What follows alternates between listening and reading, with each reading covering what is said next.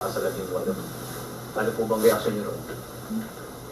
Sir, para sa amin, sir, si attorney na lang po ang sasagot sa mga ganyang tanong, sir. Kasi sa amin, sir, from the very beginning, ang ano namin dito is katotohanan lamang ang sinasabi namin. Sana hindi kami kipitin, hindi nila ibaba yung credibility namin. Kasi kami, from the beginning, walang ginalaman si Sir Mike Defensor. From the very beginning kami, decision namin to buo.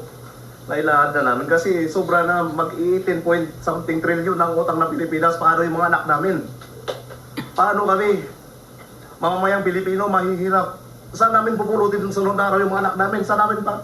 Kung ang pondo ng gobyerno ginaganyan nila. Sa ganitong sitwasyon namin ngayon, ma'am, nagigipit kami. Kung sino lang magbabanta, kung sino magbabanta. Sana tapusin na natin itong issue na to.